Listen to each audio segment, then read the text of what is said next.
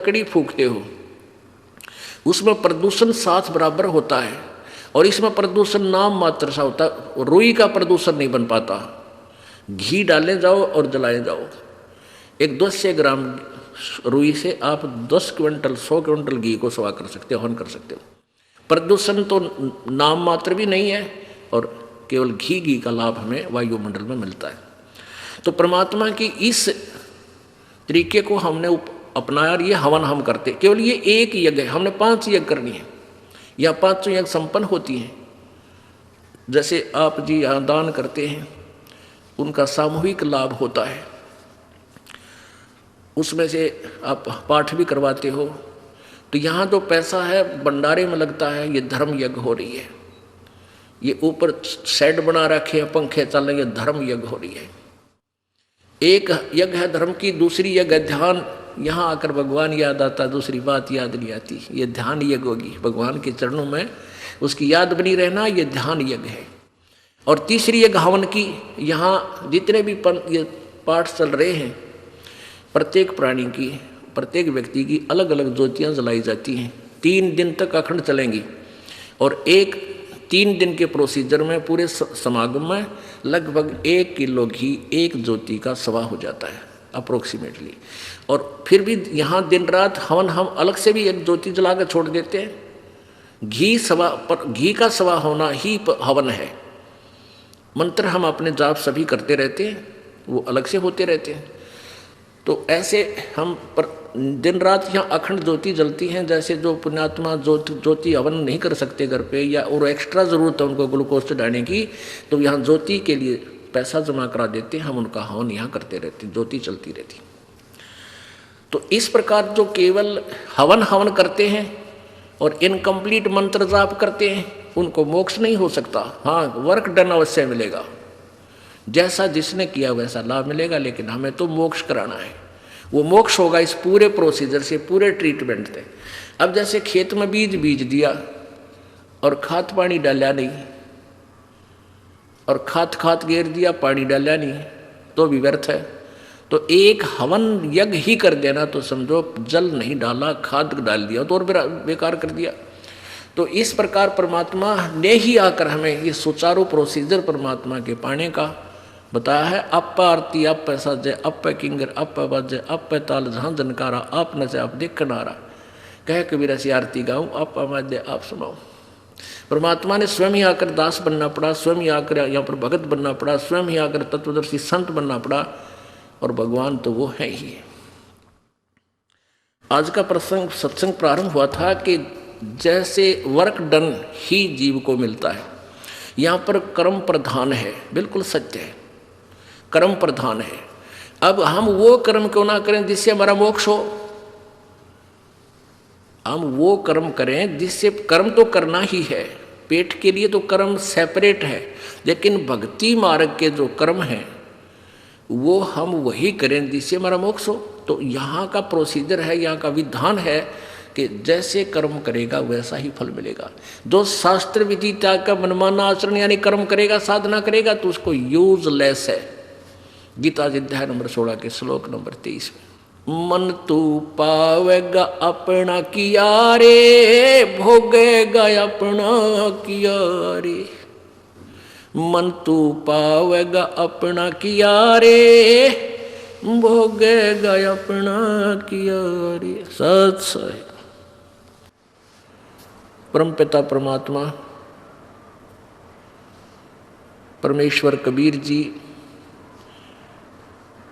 अपनी महिमा और तत्व ज्ञान का प्रचार स्वयं ही करने के लिए आते हैं। उन्होंने गुरु के ऊपर बहुत महत्व दिया है कि गुरु का होना अति आवश्यक है। और गुरु वही होता है जो परमेश्वर का कृपा पात्र होता है, या स्वयं परमेश्वर ही होते हैं, और कोई गुरु नहीं होते हैं। बाकी तो नाम के गुरु होते हैं, वो नकली गुरु होते हैं। उसका प्रमाण आपके समक्ष है, रह कर आपको प्रत्यक्ष भी कर रहे हैं कि जिनको हम ऋषि मानते थे, वर्तमान में जो सतगुरु कहलाते हैं, जगत गुरु की उपाधि भी वो लगाए हुए हैं।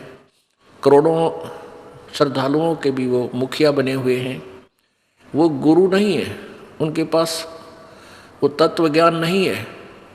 तो परमात्मा ने गुरु जी के ऊपर बहुत वाणी बोली है और हमें ये समझाने की चेष्टा की है कि आप परमात्मा के रिप्रेजेंटेटिव को, गुरु को, उन्हीं के स्वरूप मानकर ही आप अपना कल्याण करा सकते हो, अन्यथा नहीं। जैसे गुरु मानुष कर जानते ते नर कहिए अंध, ओवे दुखी संसार में आग गए यम के फंद। अब गुरु जी को मानुष करके जानते हैं तो हम उतना ही लाभ प्राप्त कर सकेंगे, क्योंकि परमेश्वर स्वयं आए थे और 120 वर्ष बनारस में, काशी शहर में एक जुलाहे धानक की भूमिका करके वो परमात्मा सहशरीर चले गए, सहशरीर आए थे। तो उस समय हम उनको परमात्मा नहीं मान पाए, नहीं समझ सके, क्योंकि हमने परमात्मा का सिद्धांत, परमात्मा की जो थ्योरी सुनी थी, परिभाषा सुनी थी, वो ये सुन रखा था कि भगवान निराकार है, और कोई ये कहता है कि साकार में दुल्हा परमात्मा आया है, उसकी कोई नहीं सुनते थे। इसलिए हम परमात्मा को पहचान नहीं सके। अब इस दास को परमेश्वर ने भेजा है, कबीर जी की दया से ये दास, उन्होंने अब यहाँ गुरु बनाया है, अपनी कृपा बख्श के। तो परमेश्वर स्वयं कहते हैं कि गुरु को मानुष नहीं जानना चाहिए, फिर आपकी इतनी ही भावना बनी रहेगी। जब तक हम परमात्मा, गुरु जी को परमात्मा नहीं मानेंगे, तब तक हम इस काल के जाल से नहीं निकल सकते। ये हार्ड एंड फास्ट रूल है। उदाहरण है कि जैसे एक गणित में ऋण का एक प्रश्न होता है, उसमें मूलधन ज्ञात करना होता है, उसमें मूलधन ज्ञात करना होता है। उसके लिए सपोज करना होता है कि मान लीजिए मूलधन 100 रुपये, वो मूलधन 100 रुपये सपोज करना पड़ता है, मानना पड़ता है। उससे फिर वो वास्तविक मूलधन जो लाखों और करोड़ों की संख्या में होता है, वो प्राप्त हो जाता है।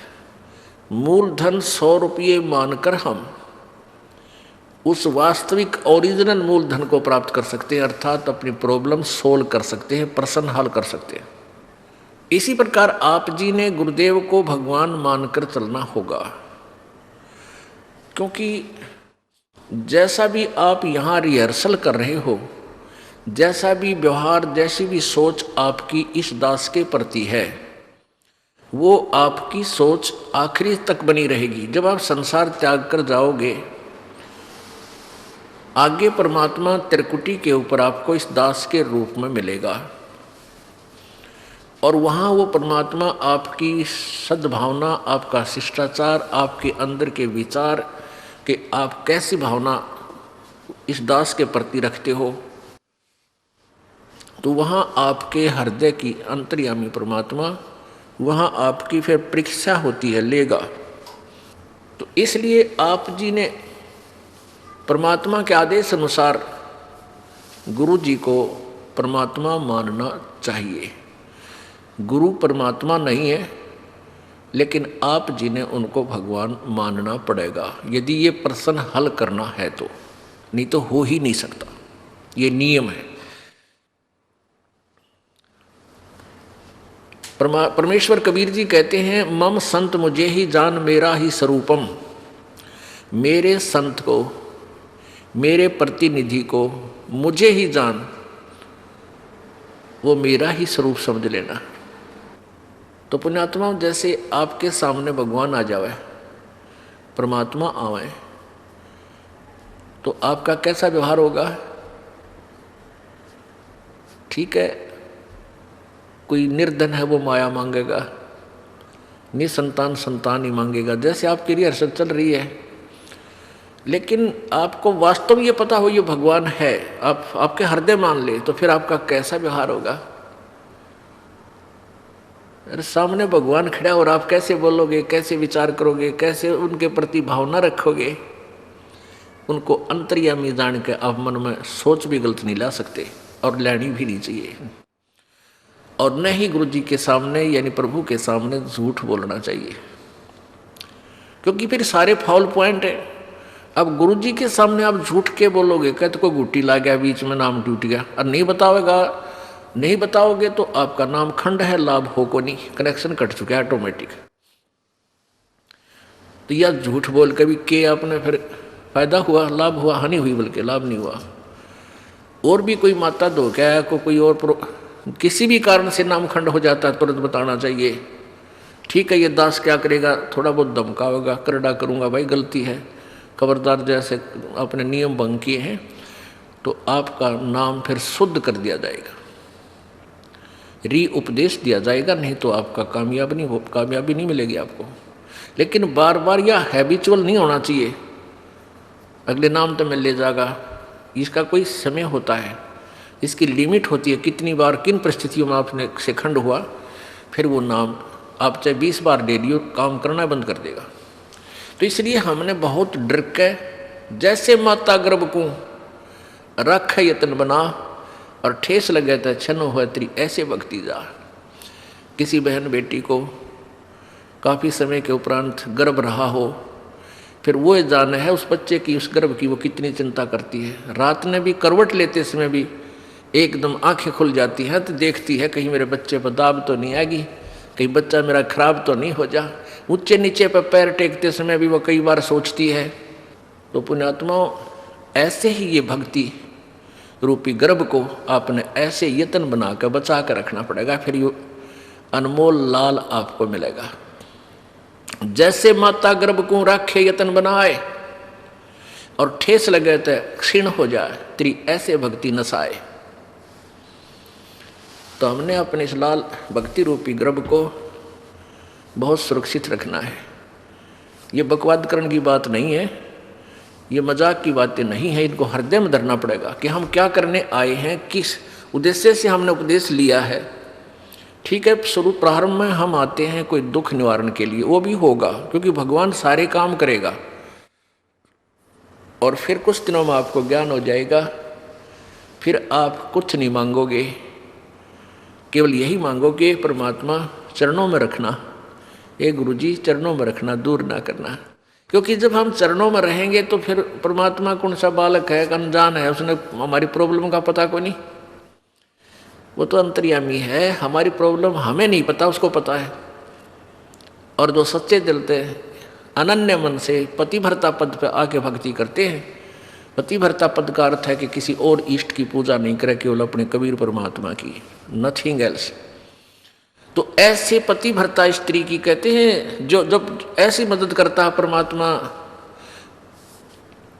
पतिभरता जमीन पर दो दो धरे पाँव और समरस झाड़ू देते हैं, कहीं ना काटा लग जावे। जैसे पतिभरता यानी एक इष्ट पर आश्रित और सभी उपासनाएं छोड़कर सच्चे दिल से गुरु मर्यादा में चलती हुई जो आत्मा पुण्य आत्मा है, वो पतिभरता परमात्मा के प्रति है। और फिर अपने जीवन रूपी सफर में वो जितने भी कदम रखती है परमात्मा, उस पाप रूपी कांटों को आगे आगे बुहारता चलते हैं, झाड़ू देते हैं, कहीं मेरी प्यारी आत्मा को कांटा ना लग जा, यानी कोई कर्म दुख ना दे जावे। पतिव्रता जमीन पर जो जो दर है पाँव और समर्थ झाड़ू देते है, कहीं ना कांटा लग जाए। तो पुणात्माओं, हमने परमात्मा से इतना लाभ लेने के लिए इस योग्य बनना पड़ेगा, ताकि वो हमारी न्यू देख केयर टेक करे। जब तक हम इतने योग्य नहीं होंगे, ठीक है, वर्क डन आपको मिलता ही रहेगा। अब प्रसंग चल रहा है कि गुरु गोविंद दोनों खड़े और किसके लागू पाए, बलिहारी गुरु अपना गोविंद दिया मिलाए। और कहते हैं कबीर हरि जय रूठ जा, तो गुरु की शरण जाए और कहे कबीर गुरु रूठ गया था ना, हर नहीं करे सहाय। अब जैसे जिस प्राणी के पुण्य अक्षीण हो जाते हैं, जब तक पुण्य रहते हैं तब तक तो प्रत्येक प्राणी सुखी नजर आता है। घर में भी, व्यवसाय में भी, बाल बच्चे भी ठीक हो जाते हैं, शादी ब्याह भी हो जाता है।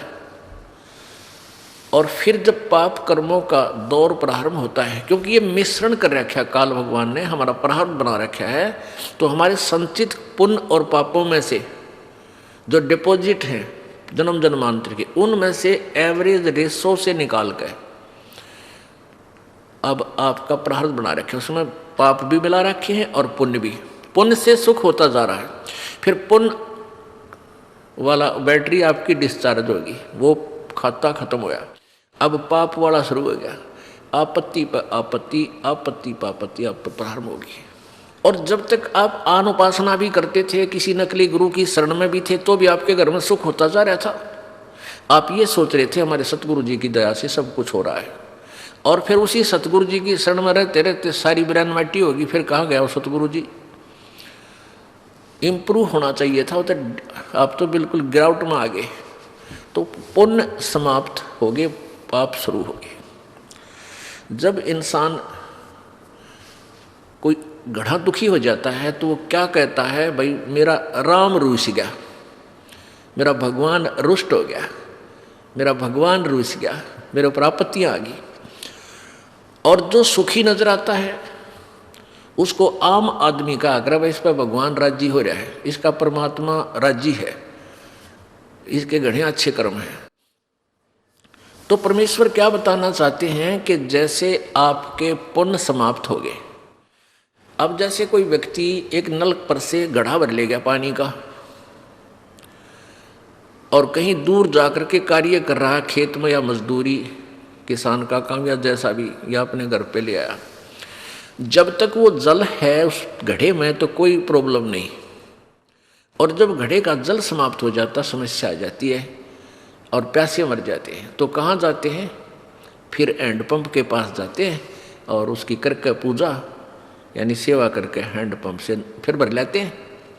तो यहाँ परमात्मा कहते हैं कि जैसे वो जल है वो तो मान लो भगवान, क्योंकि जल से प्यास बुझी, आनंद हुआ, सुख हुआ। और नल का समझ लो गुरु, क्योंकि गुरु बिना भगवान मिला को नहीं, ये नियम है। तो हैंडपंप ने तो गुरु मानो और मटके के जल को भगवान मान लो, वो आपके पुण्य है। तो आपके जब पुण्य समाप्त हो गए, आपके मटके का जल समाप्त हो गया, तो कहाँ जाओगे, हैंडपंप के पास जाओ, उसकी सेवा करो, मोमेंट दो उस हथली को और फिर भर ले आओ। और जो हैंडपंप पे खराब कर दिया आपने, फिर जल ना मिला आपको। तो यहाँ क्या बताना चाहते हैं, गुरु गोविंद दोनों खड़े, और किसके लागू पाए, एक तरफ हैंडपंप है, दूसरी तरफ एक मटके में जल है। तो कहते हैं किसको अधिक आदर करूं, एक तरफ भगवान खड़ा है मान लीजिए, एक तरफ गुरुजी हैं, तो किसको प्राथमिकता दूं। परमात्मा उत्तर भी दे रहे हैं कि बलिहारी गुरु अपना जिन गोविंद दियो मिलाए। फिर क्या बताते हैं, कबीर हरि जय रूठ जा, यानी तुम्हारा राम रूस गया, आपत्तियां शुरू होगी, वो घड़े का जल समाप्त हो गया। तो गुरु की शरण में जा, यानी पूर्ण संत के पास शरण में पहुंच, और कह कबीर गुरु रूठ गए तो हर ना करे सहाय। आपने गुरुजी के प्रति ही कोई दुर्भावना पैदा कर ली, कोई उसमें दोष देख लिया अपनी ही सोच अनुसार, या कोई यहाँ अपने मर्यादा भंग कर दी, तो उससे गुरु रुष्ट हो जाता है। जैसे इस दास को जब पता चलता है कि ये व्यक्ति यहाँ आ भी रहा है और कहता मैं नाम भी ले रखा है, और ये बीड़ी भी पीवा है, गुट्टी भी लगा जाता है कभी कभी, तो तब मैं रुष्ट होता है, ये दास रुष्ट होता है, दुख होता है मुझे कि कोई फ़ायदा नहीं इसके यहाँ आने का, और दो चार और बिगाड़ेगा कि देखियो भी बीड़ी पीवा है वहाँ रामपाल का शिष्य होकर के। तो इससे दास गणा दुखी होता है। उस व्यक्ति को चाहिए अपनी गलती स्वीकार करे, दोबारा उपदेश ले ले, शुद्ध करा ले अपने उपदेश को, और भविष्य में नहीं पीवे, अपना कल्याण करवा ले।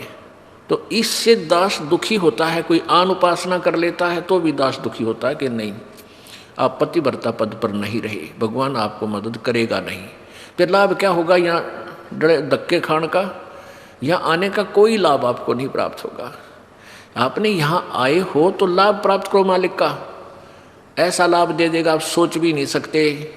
आप चक्कर में पड़ जाओगे, क्या परमात्मा सचमुच ऐसे सुख दिया करता है, सुना करते थे, लेकिन आप यहाँ देखा करोगे, आप यहाँ महसूस करोगे। तो क्या बताते हैं, जय इब के सतगुरु मिले, सब दुख आँखों रो, चरणों ऊपर शीस धरूं, कहूं जो कैड़ी हो। कबीर साईं मिलेंगे, पूछेंगे कुशलात, आदि अंत की सब कहूं, अपने दिल की बात, गुरु जी तुम ना भूलियो।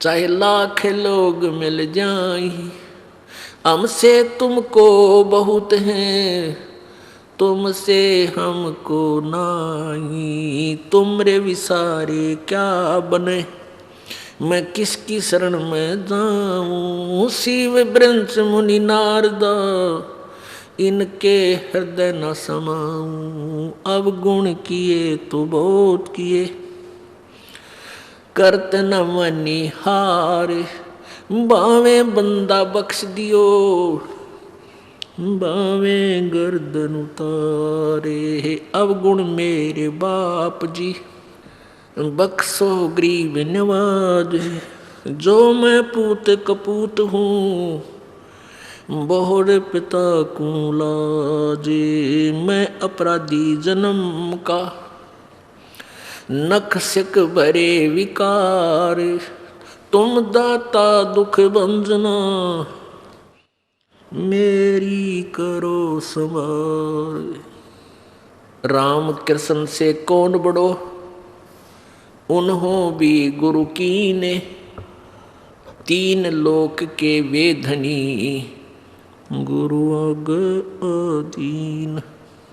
परमपिता परमात्मा कहते हैं कि तुम राम कृष्ण को तो बहुत शक्तिशाली सुप्रीम परमात्मा मानते हो, इनसे बड़ा तुम किसी को नहीं मानते, लोक वेद के आधार पर। उसी उद्देश्य से परमात्मा समझाना चाहते हैं उन्हीं को उदाहरण दे करके कि तुम्हारी दृष्टि में राम कृष्ण जी से कोई बड़ा नहीं। तो उन्होंने भी गुरु बनाया। श्री रामचंद्र जी ने ऋषि वशिष्ठ जी को गुरु बनाया, और श्री कृष्ण जी ने दुर्वासा जी को अपना गुरु बनाया, आध्यात्मिक गुरु। संदीपनी ऋषि उनके केवल अक्षर ज्ञान कराने वाले गुरु थे, जैसे शिक्षक होते पढ़ाया करें, और आध्यात्मिक गुरु दुर्वासा जी थे। तो परमात्मा में ये बताना चाहते हैं कि राम कृष्ण से कौन बड़ा, और उन्होंने भी गुरु कीन, और तीन लोक के वे धनी, तीन लोक के मालिक, गुरु आगे अधीन।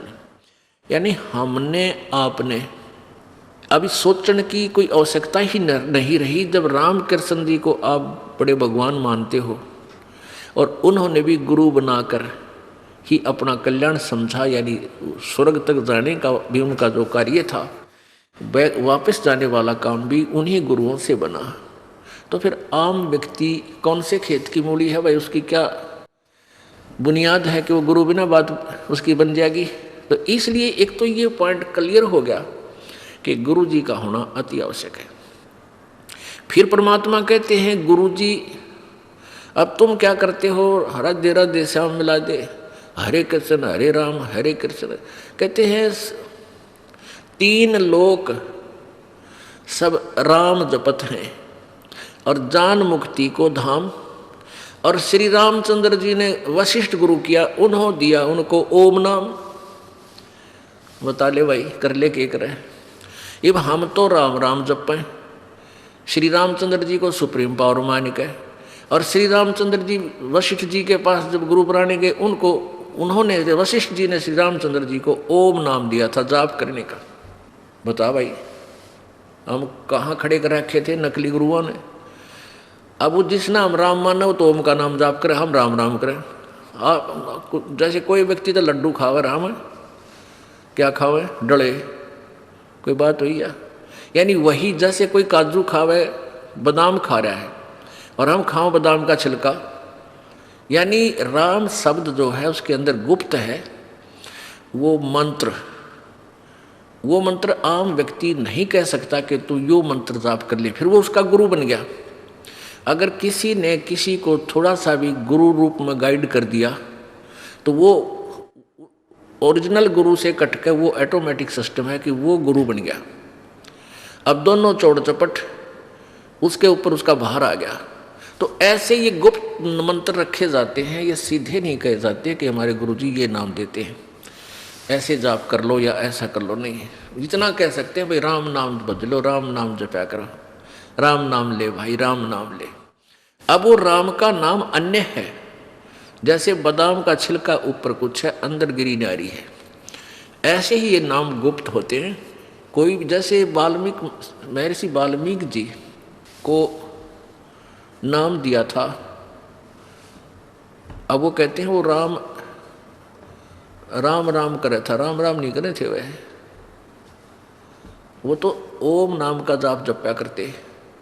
राम तो वैसे जैसे हम सत्साई बोलते हैं ना, ये हमारा मंत्र नहीं है, ऐसे राम कोई शब्द मंत्र नहीं है किसी ऋषि का, वो तो ओम से शुरू होते हैं।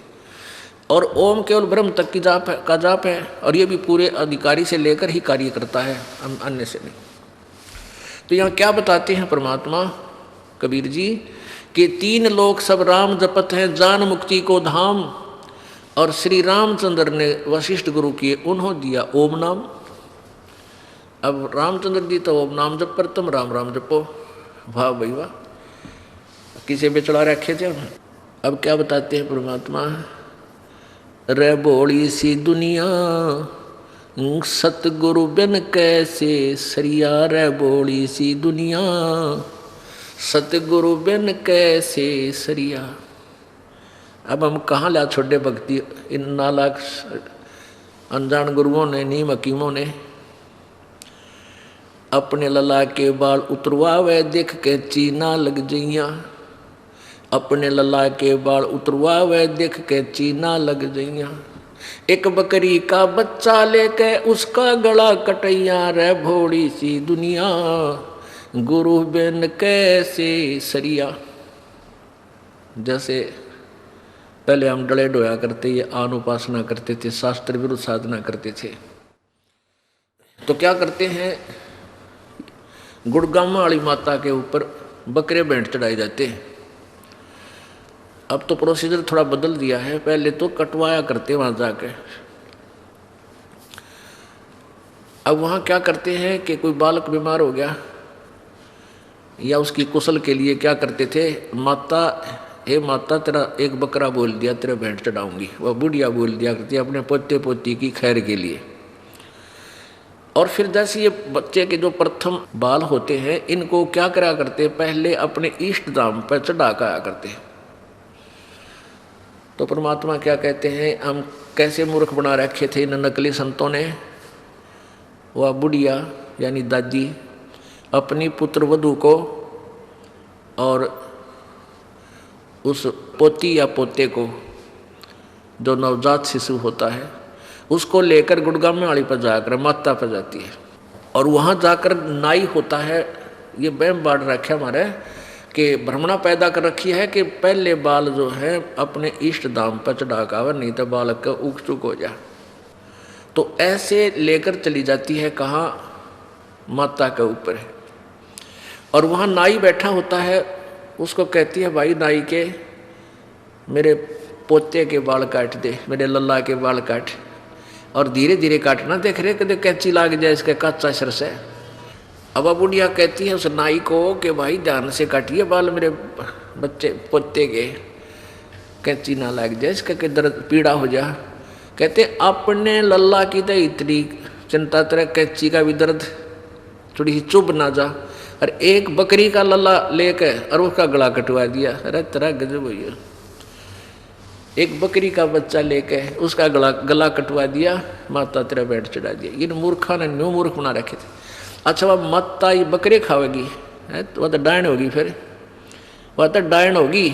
माता तो काजू खावे, किशमिश खावे, सेब संतरे खावे, हलवा बनवा ले, पूरी बनवा ले, रहे बूढ़े आदमियों। और वह माता बैठी है बड़े कुत्ते मुत्ते।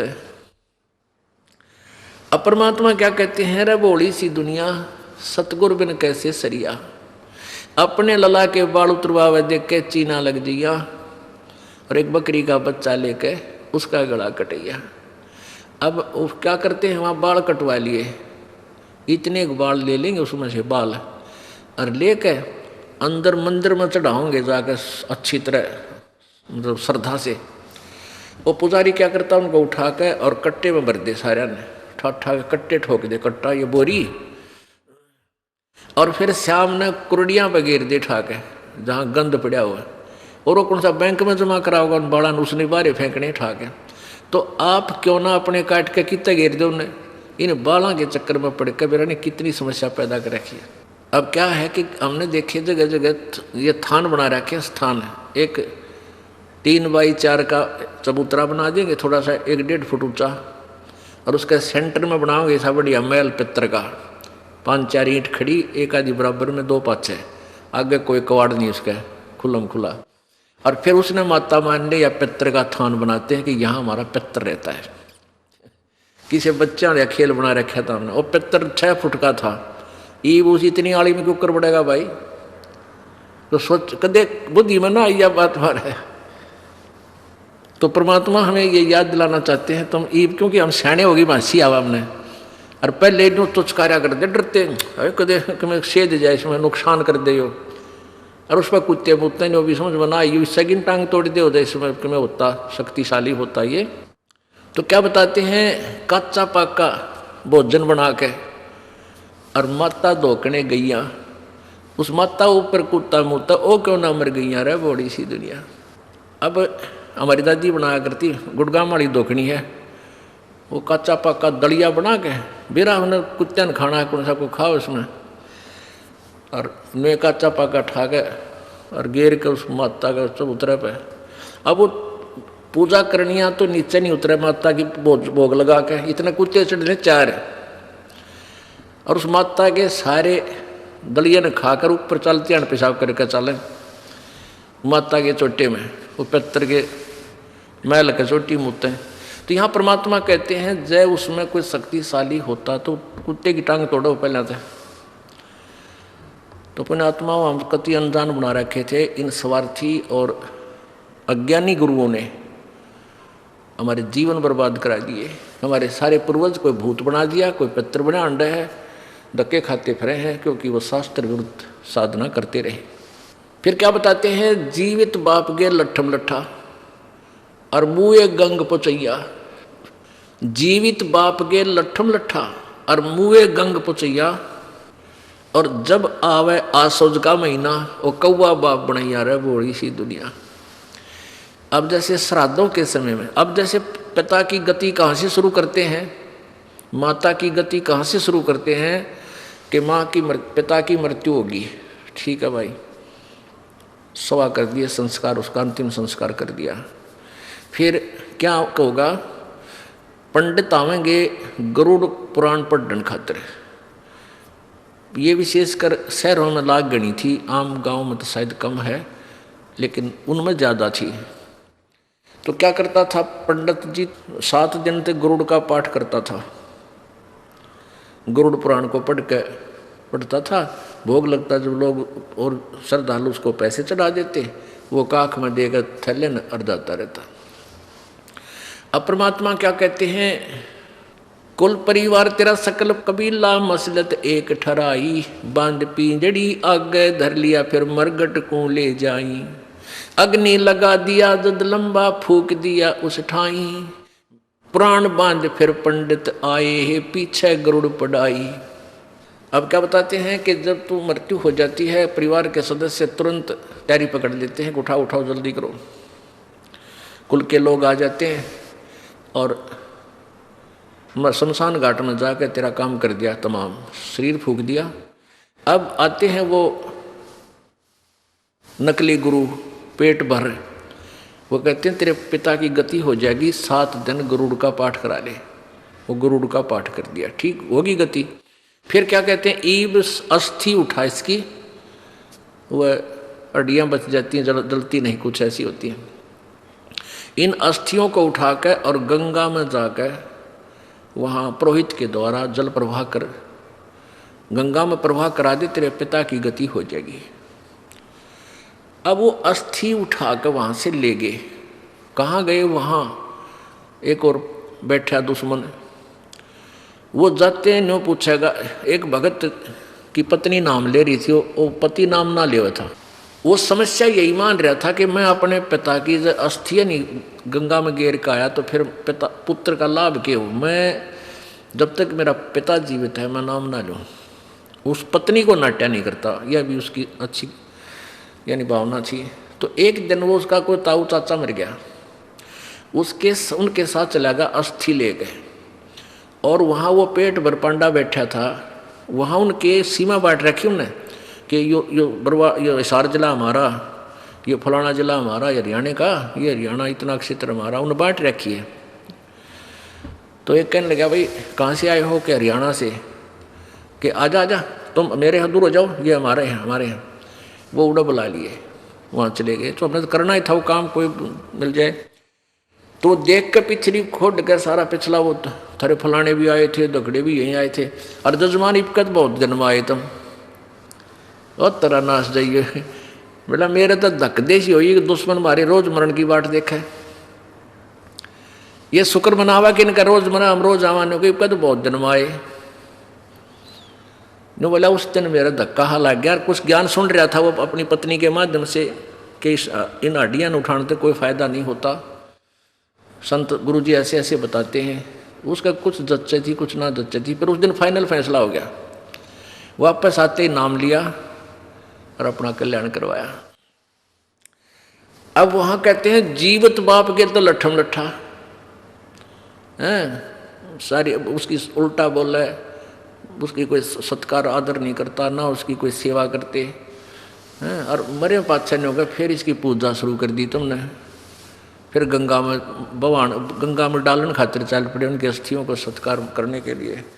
परमात्मा फिर कहते हैं जीवित बाप के लट्ठम लट्ठा मुए गंग पुचैया, और जब आवे आसुज का महीना फिर कौआ बाप बनैया। अब क्या होता है, फिर श्राद्ध शुरू हो जाते हैं। पहले फिर महीना करते थे, पहले तो बड़ा लटोटर था, 1 साल तक आए महीना वो गुरु जी जिम्या करता, और फिर 6 माही करते, फिर 1 वर्षी करते, और वर्षी तो फिर घने दिन तक ही चला करती, काफ़ी दिन तक। और फिर श्राद्ध शुरू हो जाते कि ये पत्र बन गया, फिर कहते इसके पिंड भरवा दो, भूत जोनी छूट जाएगी। यानी सारे फंड करवा के यूँ कराते समय ये कहते थे तेरे पिता की गति होगी।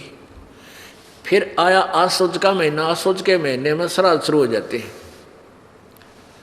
आसुज के महीने में श्राद्ध निकालते हैं। अब परमात्मा कहते हैं वो 1 दिन श्राद्ध कर दिया, वो निश्चित दिन, जैसे कोई सातम न मर गया। आप मान ले किसी का पिताजी सातम को मृत्यु को प्राप्त हुआ, किसी भी सातम को, तो वो आसुज के अंदर 16 दिन सेलेक्ट कर रखे, यानी अमावस्या से लेकर पूर्णमासी तक 16 दिन सेलेक्ट कर रखे हैं। इन 16 दिन में से जिसका सातम न मरा है तो सातम वाले दिन एक उनके गुरुजी आवेंगे ब्राह्मण, और वो श्राद्ध निकालेगा। अच्छा बढ़िया भोजन, कुछ कपड़े वपड़े, फिर पूजा पाजा उसको चाहिए, वो सारा सौदा उसको दिया जाएगा। अब आसौज के महीने में क्या करते हैं, वो गुरुजी आता है, बढ़िया भोजन बना के सबसे पहले कहेंगे छत पर रख दो। कहता छत पे रख दो, कुछ भोग लग जाएगा। तो वो छत पर रख कर आते हैं और कौवे वहाँ पहुँच जाते हैं। अब कौवा उसको खा लिया कौवे ने, तो वो गुरुजी कहता है भाई तेरे पिता को भोग लग गया, हो सकता है तेरा पिता कौवा बन गया हो।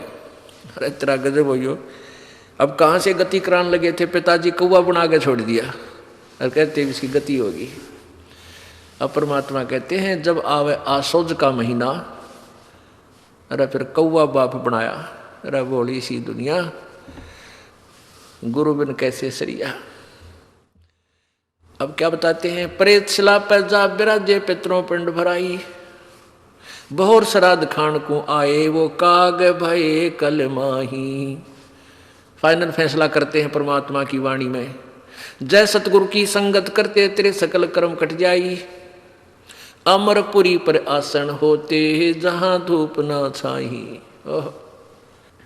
कि जय सतगुरु की संगत करते पूर्ण संत की, ये सारे झंझट खत्म हो जाते, सकल कर्म किसी भी आवश्यकता नहीं रहती, आप सतलोक चले जाते, अमरपुरी में उस सतलोक में आपका निवास होता। जैसे गीता जी अध्याय नंबर 18 के श्लोक 62 में कहा है कि अर्जुन तू सर्वभाव से उस परमेश्वर की शरण में जा, उसकी कृपा से ही तो परम शांति और सनातन परम धाम को प्राप्त होगा। सनातन परम धाम शाश्वतम स्थानम अमरपुरी सत्यलोक, वहाँ चला जाएगा। गीता जी अध्याय नंबर 15 के श्लोक नंबर 4 में ये कहा कि जब तुझे तत्व ज्ञान मिल जाए, उस तत्व ज्ञान रूपी शस्त्र से इस अज्ञान रूपी पेड़ को काट के उसके बाद उस परम पद पर उस परमेश्वर के परम पद की खोज करनी चाहिए, जहां जाने के बाद फिर लौटकर प्राणी संसार में नहीं आते। और जिस परमेश्वर ने सब ब्रह्मांडों की रचना की है और मैं उसी की शरण हूँ। गीता ज्ञानदाता भी कहता है मैं भी उसी की शरण में हूँ, उसी वही पूजा के योग्य है, उसी की पूजा कीजिए। अपने आत्माओं, अब ये श्राद्धों की बीमारी कहाँ से लगी? पुराणों से। अपने आत्माओं, ग्रंथ ग्रंथ में भेद है। जैसे वेद और गीता जी, पवित्र चारों वेद, पवित्र गीता जी, ये प्रभु द्वारा दिया गया ज्ञान है, ब्रह्म द्वारा, यानी ब्रह्म को दिया था परमात्मा कबीर जी ने, और ब्रह्म ने फिर दिया है यहाँ अपने ज्ञान दिया है यहाँ ब्रह्मांड में। तो ये जो ज्ञान है वेदों का और गीता जी का, ये विधान है प्रभु का। और जो पुराण है वो किसी ऋषि या आन देवता की अपनी सोच, अपनी थ्योरी, अपना विधान है, उसकी आज्ञा है। तो पुण्यात्माओं, हमने इन पुराणों में लिखे विधान को नहीं स्वीकार करना है। जैसे आपको उदाहरण देते हैं कि जैसे एक व्यक्ति का दरोगा असोचो मित्र था और उस व्यक्ति ने अपने मित्र से कहा कि मेरा पड़ोसी बहुत दुखी कर रहा है, कुछ इसका विकल्प बताओ। एसएचओ ने कह दिया कि मार उसका लठ, मैं आप देख लूँगा। अब उस व्यक्ति ने एसएचओ की आज्ञा का पालन करके राजा का विधान तोड़ दिया, उस पड़ोसी का लठ मार दिया, उसकी मृत्यु होगी। और उसको भी पहले सजाए मौत ही देते थे, सजा मौत होगी, उसको भी फांसी दे दी गई। अब कारण क्या था कि राजा का विधान है, कोई किसी की हत्या करेगा उसको सजा मौत दी जाएगी। और उस व्यक्ति ने अपने मित्र अधिकारी एसएचओ की बात मान ली, मार उसका लठ, तो विधान टूट गया राजा का, तो सजा का पात्र हुआ। तो इसी प्रकार हम वेदों और गीता जी के अनुसार साधना ना करके हम पुराणों से यदि कोई साधना कर रहे हैं, हम परमात्मा का विधान तोड़ रहे हैं। उससे हम फिर सजा के पात्र बनते हैं, भूत बनते हैं, पितृ बनते हैं, पशु बनते हैं, पक्षी बनते हैं। ऐसा हमने नहीं करना चाहिए। आपको प्रमाण देते हैं। एक रुचि नाम के ऋषि थे, वो उसने शादी भी नहीं करवाई थी, वेदों को पढ़ा जाना, तो वो साधना करते थे। 40 वर्ष की उम्र हो गई थी, 40-45 वर्ष के प्रौढ़ हो गए थे। एक दिन उसको उनके 4 पूर्वज यानी पिताजी, दादाजी, परदादाजी और तीसरा दादाजी वो दिखाई दिए। उन्होंने कहा, बेटा रुचि, तूने शादी क्यों नहीं कराई? आप शादी कराओ, हमारे श्राद्ध निकालो। तो रुचि कहता है, पितृमहो, वेद में ये कर्म कांड श्राद्ध आदि निकालना तो मूर्खों का मार्ग बताया है, अविद्या कही है। फिर आप मुझे क्यों इस शास्त्र विरुद्ध साधना में लगाना चाहते हो? पितर भी स्वीकार करते हैं कि हाँ बेटा, ये तो सही है कि वेद में इस कर्म कांड को अविद्या ही कहा है।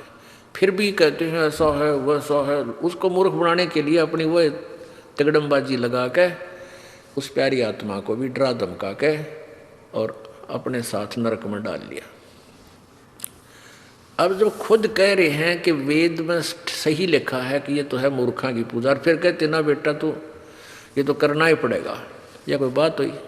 अब देखिएगा मार्कंडेय पुराण, इसमें आपको दिखाते हैं रुचि ऋषि की कथा। ये मार्कंडेय पुराण है, मार्कंडेय पुराण, सचित्र मोटा टाइप, केवल हिंदी, संक्षिप्त, गीता प्रेस गोरखपुर से प्रकाशित है। गीता प्रेस गोरखपुर जो है हिंदू समाज के लिए ISI मार्क है। मार्कंडेय पुराण सब गीता प्रेस गोरखपुर से प्रकाशित है। प्रकाशक हैं एवं मुद्रक गीता प्रेस गोरखपुर, गोविंद भवन कार्यालय, कोलकाता का संस्थान। इसके 243 पृष्ठ पे 42 पे आपको दिखाते हैं। प्रश्न नंबर 242,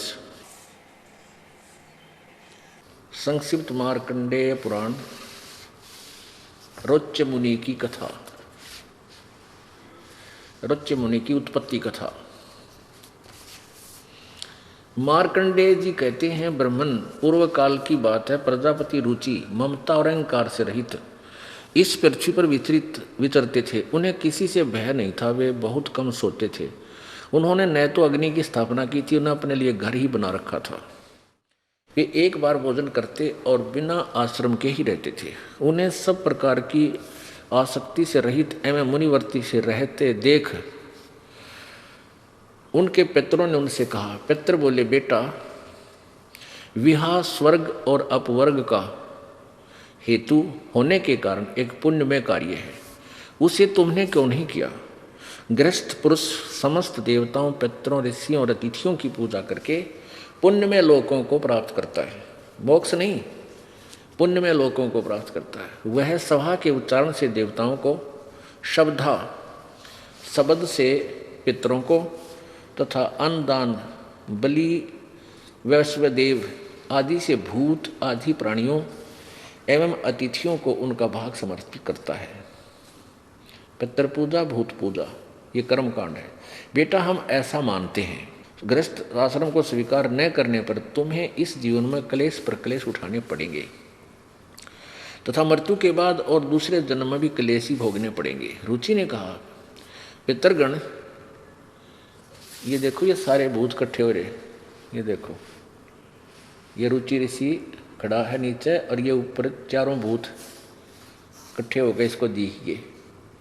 अब न्यो पितार दादार परदादार चौथा दादा दिख जा, कालदा बैठ जा आदमी का है, तेरे भूता ने नो डगम कर रखे हम।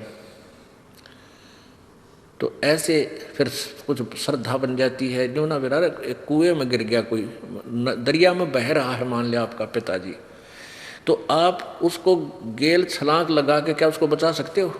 नहीं। उसको निकालने का तरीका कोई रस्सी फेंक दे और कहे इसको पकड़ लो, तुम भी बाहर आ जाओ।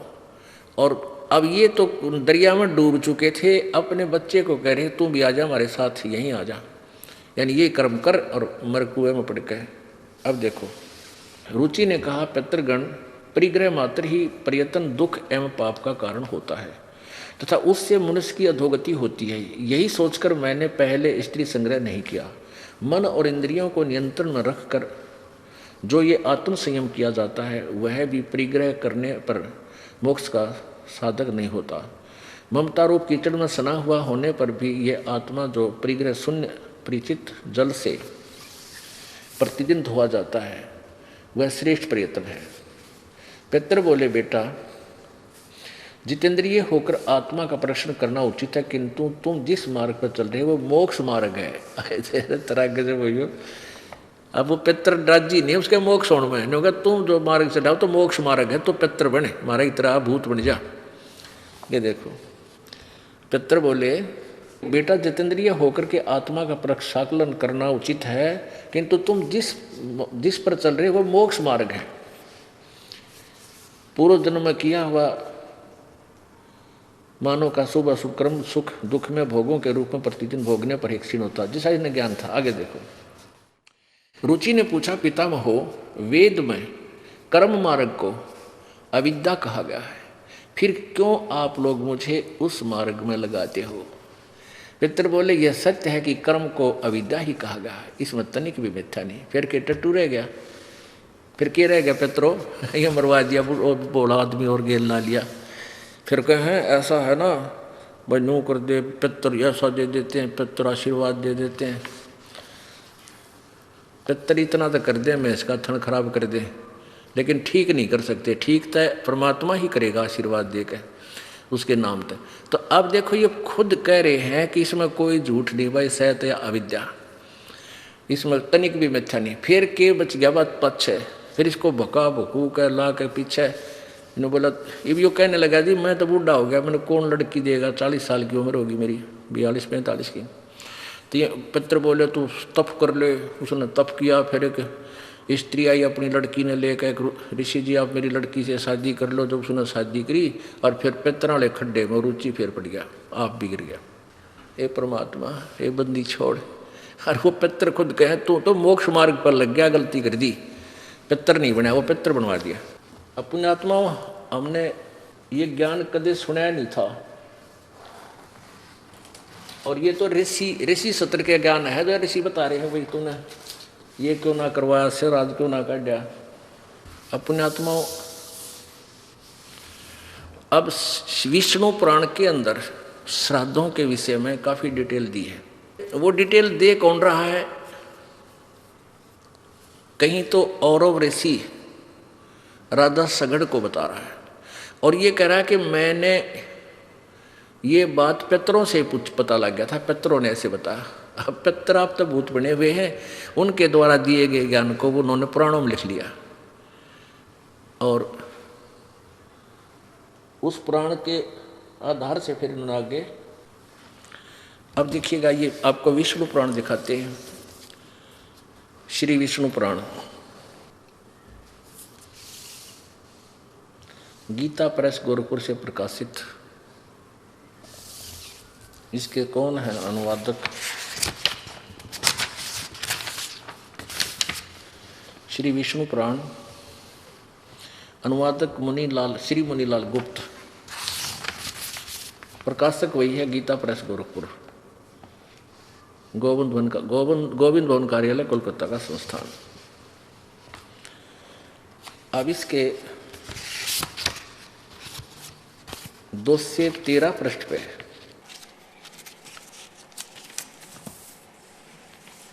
ये देखिएगा, तृतीय अंश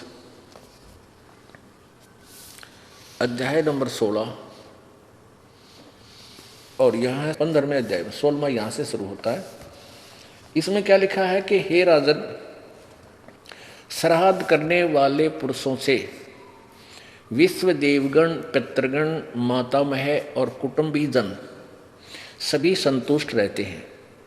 हे भूपाल, पितृगण का आधार चंद्रमा है और चंद्रमा का आधार योग है, इसलिए श्राद्ध में योगी जन को नियुक्त करना अति उत्तम है।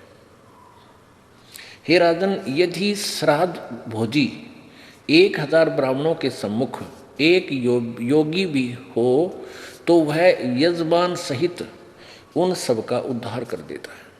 अब का एक देसी कहावत थी, बोला अंधा नौतर दो बुलावे, अंधे का न्योता देते एक उसकी उंगली पकड़ का होगा, 2 हो गए खागड़।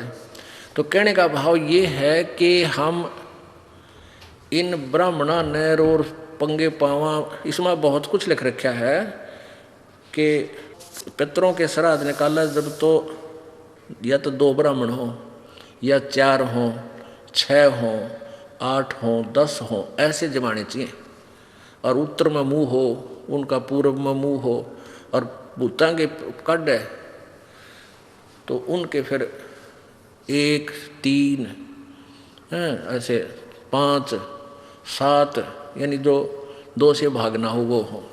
अब परमात्मा इसमें स्पष्ट कर रखा है कि एक योगी 1000 ब्राह्मण हो भोजन कर, श्राद्ध में भोजन करने वाले, और उनके सामने एक योगी हो। ओहो, योगी कौन होता है?